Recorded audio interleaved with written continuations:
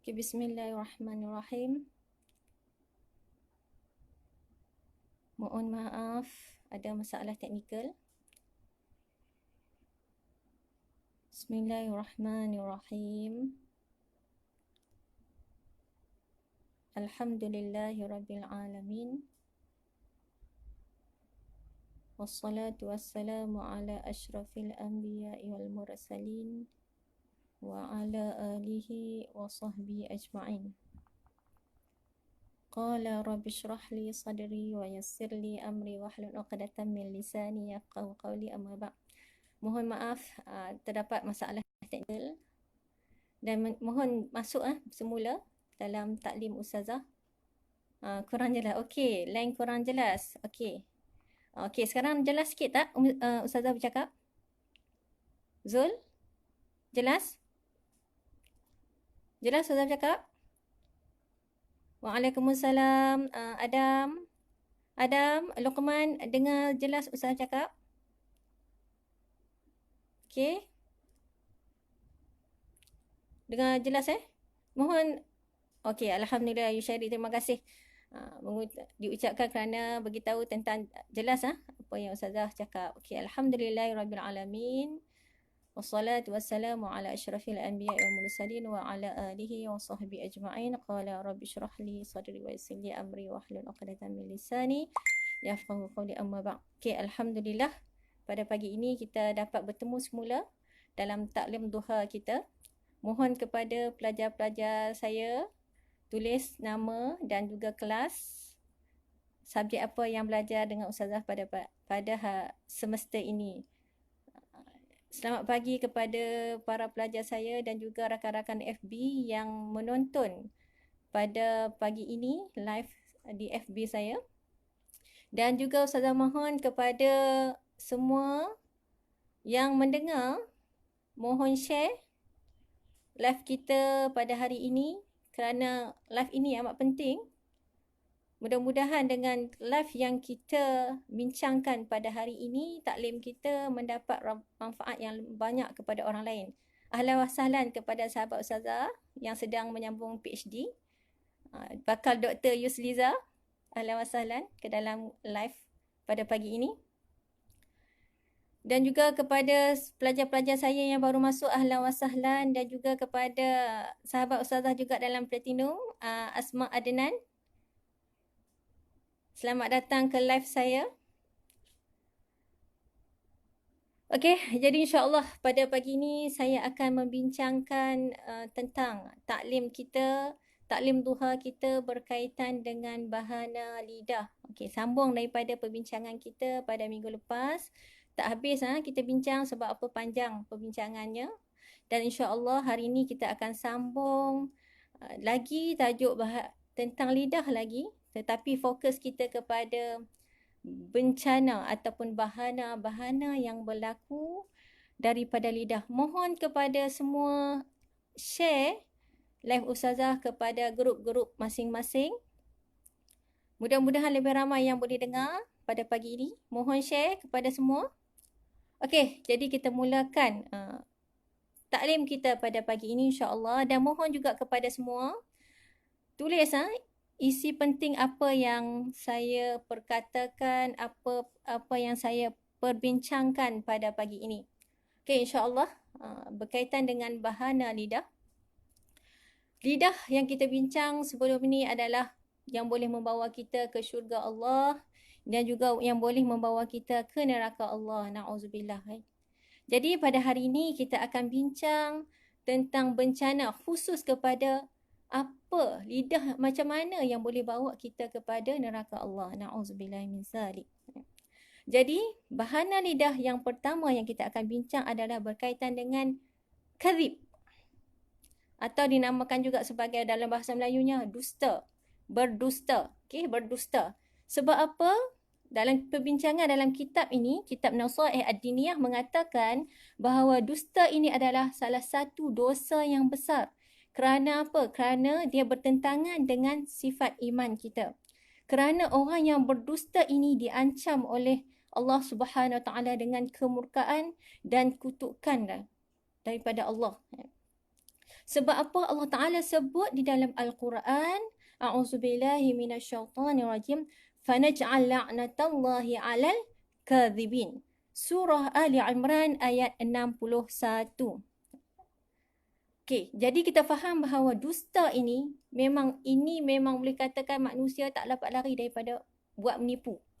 Memang kuat sangat menipu. Macam kita, di sini saya bagi contoh, beberapa contoh, iaitu kalau kita dalam belajar, macam kita dalam masih lagi study, macam mana cara menipu yang selalunya orang pelajar-pelajar ni buat, dia tak hadir kelas. Tapi attendance dia full, hadir. Terutamanya sekarang ni PKP, kita belajar menggunakan Zoom, menggunakan Google Meet dan pelbagai lagi dalam internet, buka saja tapi dia tak belajar. Itu adalah salah satu menipu yang tidak dibenarkan dalam Islam. Dan juga mungkin juga dia menipu dengan cara yang lain. Okey, contohnya apabila ustazah dia bagi assignment, dia tak buat tapi dia mengaku dia buat. Itu adalah menipu. Satu grup tak buat kerja.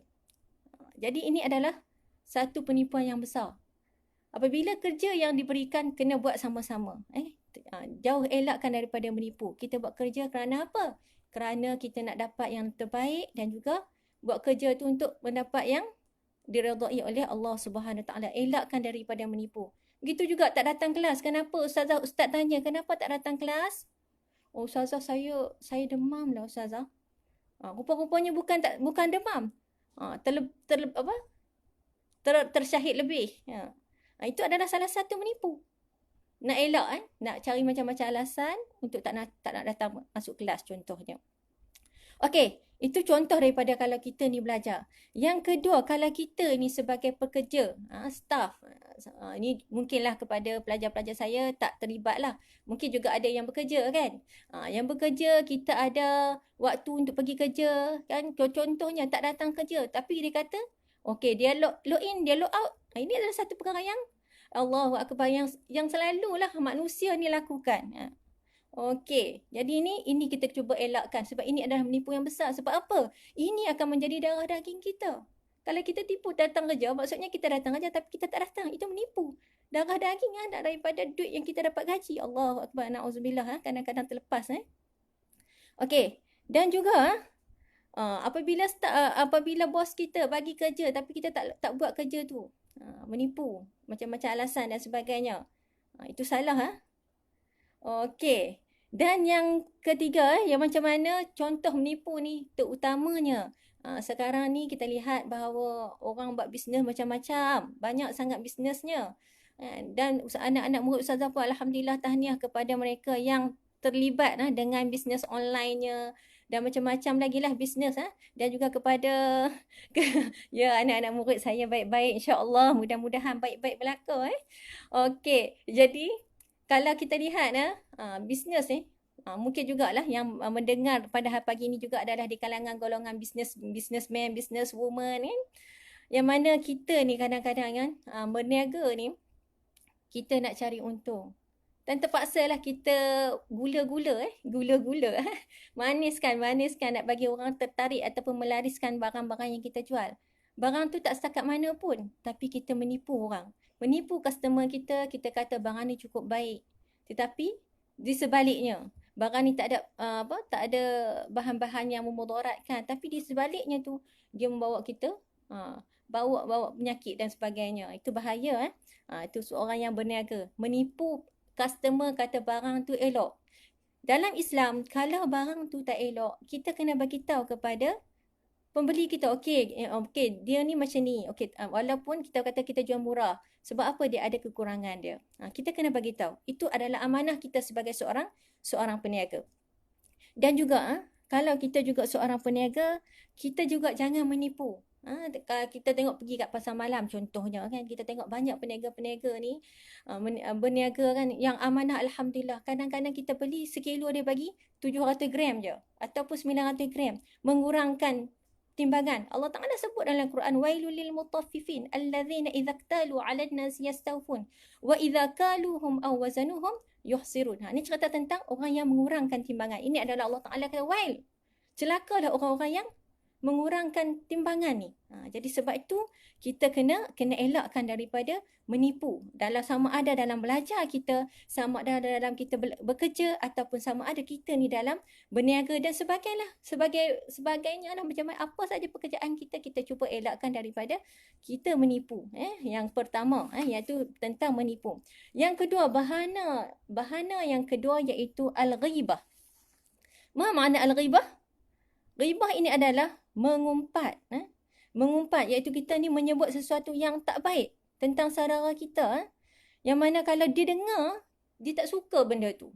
Ini memang ni juga adalah salah satu yang selalu orang buat juga kan. Suka mengumpat orang. Rasanya diri dia je yang betul, orang lain salah. Ini adalah satu perkara yang biasa orang buat, yang mana kita menyebut tentang kekurangan orang tu. Contoh di sini dia kata, apabila anda menyebut tentang kekurangan seseorang, contohnya tubuh badan dia, okey, nampak dia pendek sikit, kita panggil dia mat pendek ataupun minah pendek kan. Ataupun ini adalah benda yang tak baik. Ataupun kita tengok orang tu jalan sengit sikit, panggil minah sengit dan sebagainya. Ini adalah satu perkara yang salah sebab kita mengumpat orang.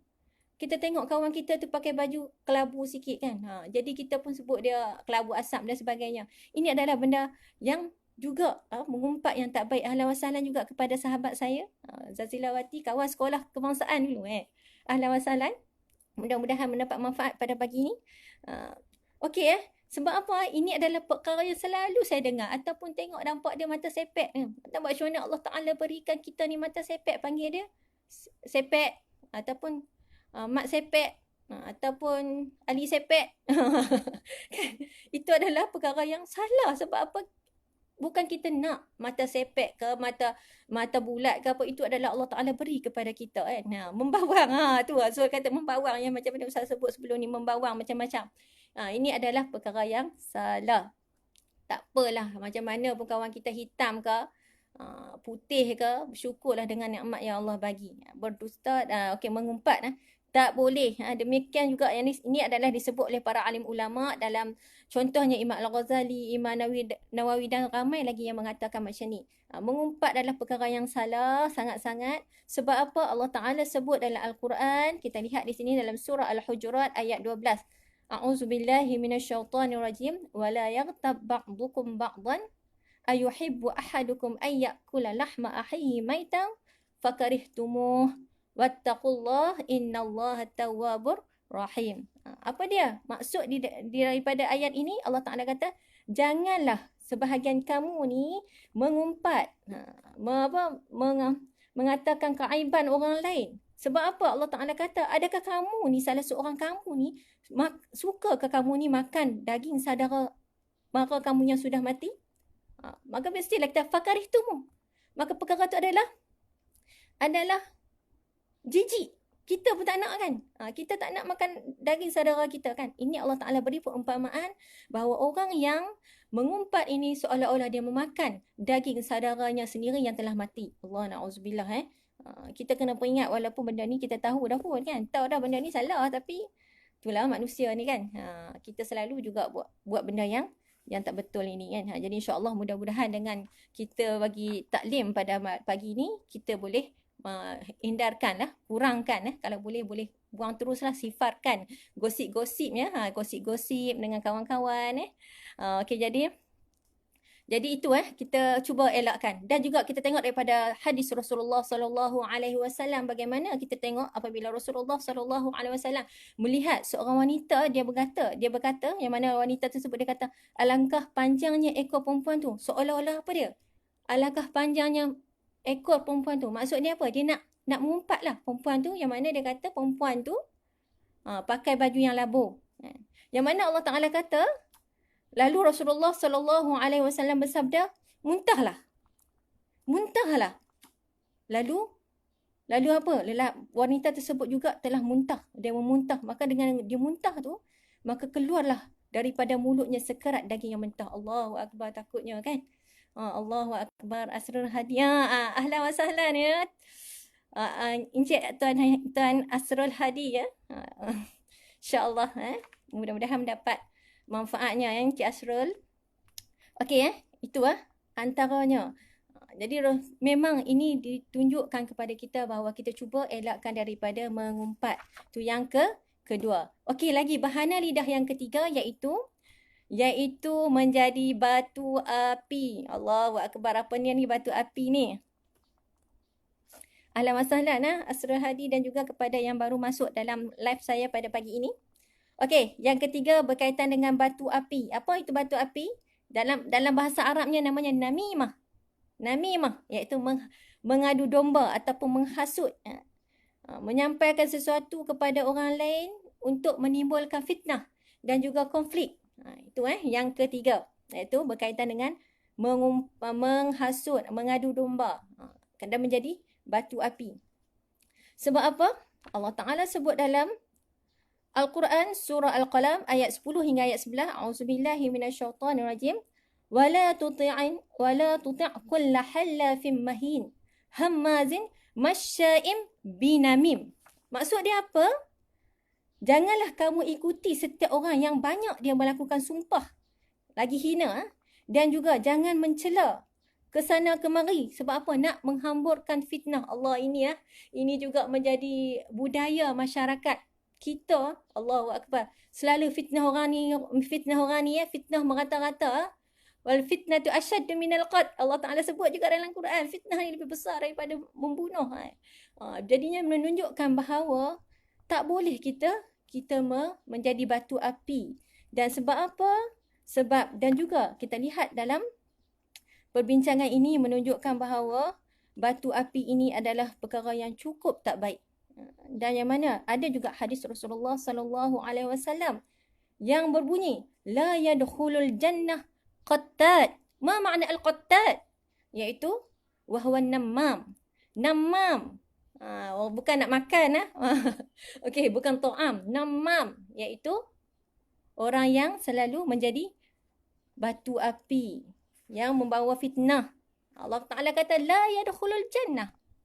Tak akan masuk syurga orang yang mengadu domba, yang jadi batu api ni, yang bawa fitnah ni, yang mengadu domba ini. Kan, ya Allah, takut kan? Kalau tengok hadis-hadis Rasulullah, banyak larangan-larangan dan juga ancaman-ancaman dalam Al-Quran dan juga hadis Rasulullah sallallahu alaihi wasallam yang suruh kita ni cuba elakkan daripada lidah kita ni. Iaitu yang ketiga, iaitu batu api. Jangan jadi batu api. Kan kita juga kadang-kadang kita lihat orang ada yang mengatakan tentang perkara yang fitnah. Kata tentang diri kita, ya Allah, kita rasa sedih. Benda tu bukan kita buat pun kan. Tetapi kita doa lah. Walaupun kita dengar orang fitnah kita macam-macam, kita doa ke Allah. Ya Allah, bukan kita doa yang buruk kepada dia, tapi kita doa ke Allah, ya Allah, bukalah hidayah kepada dia supaya dia kembali kepada jalan yang benar. Walaupun orang buat benda yang tak baik kepada kita, jangan kita saya teringat apa yang dikatakan oleh Syekh saya masa saya belajar di Tafakur dulu, iaitu Syekh Fahmi Al-Zanzam. Mungkin semua ada yang mengenali Syekh Fahmi. Dia kata apa, kalaulah walaupun orang lempar kita ni dengan benda-benda yang tak baik, tapi kita tetap melemparkan benda yang baik. Contohnya kita lemparkan buah yang walaupun kita ni orang kata macam-macam, tapi kita dengan sabar, jangan kita lawan balik. Kita jangan lawan balik. Kita minta doa mudah-mudahan dia dapat kembali kepada jalan yang benar, minta dijauhkan perkara-perkara yang tidak baik. Jadi itu antara yang ketiga, iaitu apa yang ketiga? Menjadi batu api. Okey. Ini dan juga sabda Rasulullah sallallahu alaihi wasallam juga menyebut, yang bermaksud sejahat-jahat hamba Allah adalah orang yang menyebarkan hasutan, yang memecah belahkan antara kawan-kawan yang berkasih sayang. Ini juga penting kepada tengok kawan-kawan yang baik. Jangan kita ni dengki. Ni masalah ni, ada hati-hati yang dengki. Ada hati-hati yang tak suka. Busuk hati, suka tengok orang berkelahi. Inilah. Ini Allah Ta'ala, Rasulullah kata, ni adalah sejahat-jahat hamba Allah. Jangan jadi batu api yang mana menjadi orang yang menyebarkan fitnah. Okey, jadi sebab apa? Kasih sayang ataupun suami isteri yang tengah berkasih sayang, kita jangan jadi orang-orang yang jadi batu api antara suami isteri yang baik. Okey, ini adalah itu adalah bencana yang ketiga. Okey, bencana yang keempat iaitu berkaitan dengan orang yang suka mengejek. Mengejek-ngejek orang Islam yang lain, merendah-rendahkan orang, mentertawakan orang dengan tujuan nak hina dia. Okey, ini adalah yang keempat, iaitu yang menghina, yang mengejek-ngejek orang lain. Sebab apa? Allah Ta'ala juga menyebut dalam Al-Quran, A'udzubillahi minasyaitanirrajim. Ya ayyuhalladzina amanu la yaskhar qaumun min qaumin asa ayyakunu khairan minhum wala nisa'un min nisa'in asa ayyakunna khairan minhun. Surah Al-Hujurat ayat 11. Okey, jadi kita lihat di sini bahawa sahabat saya bagi tahu PhD perasaan hasad dengki. Ni bagi orang-orang yang buat PhD, jangan duk hasad dengki kepada orang.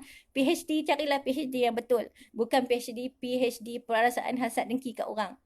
Jadi kita nak kita sama-sama berjaya, bukan kita saling dengki mendengki, tapi kita saling tolong menolong di antara satu sama lain. Okey, jadi kita cuba sebab apa Allah Taala sebut tadi terjemahan daripada ayat yang telah saya baca tadi.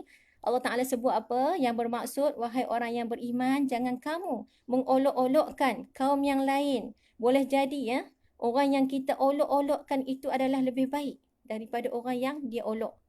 Ini penting kepada kita. Jangan kita rasa orang lain tu, kita ejek orang lain macam-macam kita kata ke orang kan. Na'udzubillah kan. Sebab apa? Benda-benda ini adalah salah. Yang mana benda-benda yang salah ini yang boleh memberi kesan di dalam hati kita. Cuba kita elakkan daripada ejek orang. Mungkin orang yang kita ejek tu lebih baik daripada orang yang mengejek tu. Yalah kan. Jadi sebab itulah kita jadi insan yang baik, insan yang sentiasa husnul zon kepada orang lain. Tapi apa pun kita kena berhati-hati sebab manusia ni macam-macam. Ada yang baik hati, ada yang busuk hati. Cubalah kita jadi insan yang sentiasa baik hatinya, insya-Allah. Hati yang baik, insya-Allah dia ada nur. Nur di dalam hati dan nur di rupa dia, fizikal dan insya-Allah. Mudah-mudahan ini antara empat bahana lidah yang saya bincangkan pada pagi ini. Mudah-mudahan kita dapat manfaat. Sebenarnya banyak lagi bahana-bahana lidah yang kita boleh bincang. Ahlan wa sahlan juga kepada adik ipar Ustazah, Ustazah Zahra pada pagi ini. Okey, jadi bahana lidah ini adalah perkara yang cukup banyak dibincangkan oleh Imam Al-Ghazali rahimahullah di dalam kitab Ihya Ulumuddin. Boleh kita buka balik, kita boleh baca balik. Allahu Akbar. Ini adalah ulama yang cukup-cukup ikhlas dalam berjuang dalam menegakkan agama Allah Subhanahu Wa Taala. Kita baca buku-buku kitab-kitab mereka, kita akan rasa sampailah ke dalam hati kita ya insya-Allah. Mudah-mudahan apa yang dikongsikan pada pagi ini mendapat manfaat kepada diri saya dan juga kepada sidang hadirin dan hadirat yang dirahmati Allah, anak-anak didik saya dan juga rakan-rakan FB saya. Mudah-mudahan kita dapat manfaat dan juga kita cuba mentarbiah diri kita untuk menjadi lebih baik, insya-Allah. Mudah-mudahan saya mengharapkan sekali lagi kepada sahabat-sahabat dan juga kepada anak-anak murid saya dan juga kepada semua, mohon kepada semua share live ini, mudah-mudahan lebih ramai yang mendapat manfaatnya. Jadi saya minta maaf banyak-banyak sekiranya apa yang saya cakap pada pagi ini ada tersalah dan tersilap. Ma asabaka min hasanatin faminallah wa ma asabaka min sayyi'atin famin nafsi. Aqulu qawli hadza astaghfirullah li wa lakum. Wassalamualaikum warahmatullahi wabarakatuh. Moga-moga kita dapat berjumpa lagi. Mohon share kepada sahabat-sahabat dan tulis poin-poin penting di dalam komen ini sebelum antum tutup. Okey, pada live ini pada pagi ini. Wallahu alam.